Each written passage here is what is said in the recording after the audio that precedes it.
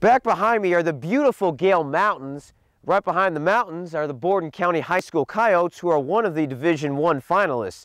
The matchup of the game features a pair of head coaches that are used to being in the title game. One of them has won it 3 times, but the other has lost it 3 times. Here's a preview.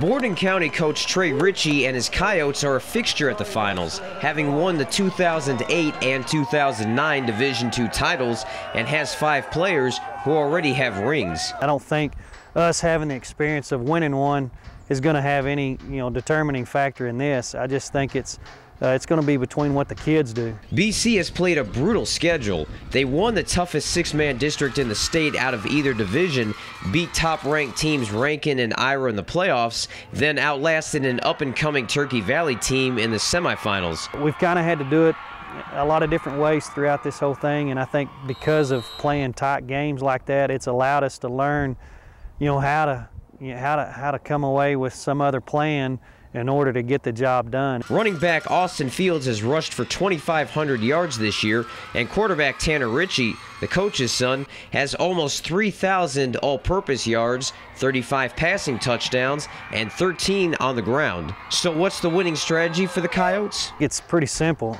We got to come away with a couple of stops, get some quick turnovers or something like that, and get a good start for us. They're so explosive offensively. And we've just got to slow them down somehow. If we get in a scores duel, I don't think that really plays in our favor.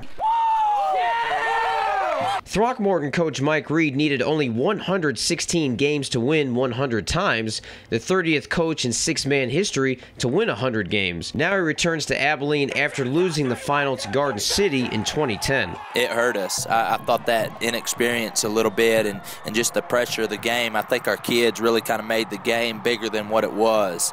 Even though you're on the biggest stage, it really caused a lot of apprehension. The team coming to Abilene is different than the one who made the trip down Highway 351 last year. We're really pretty athletic last year. Had probably one of the best players in 6-man football last year. And now we kind of have a team that may not be quite as athletic, but they're really good football players, and they're really savvy, and have really had to rely on a lot more people to do different things to kind of make us a little more explosive. And must get off to a faster start and not try to race Borden County like they tried to do against Garden City. It took us a quarter before that we wound up getting it rolling. You don't want to get up in those peaks and those valleys. You want to just kind of keep your even keel. They are the biggest football team that I've seen out there, and not just big in size, but in athletic ability, making sure that we don't beat ourselves. They've capitalized on people's mistakes and have limited their mistakes. Reed is in his 4th final as a head coach, having taken Rule to the D1 finals in 2006 and 2007, but has never won the Golden Trapezoid.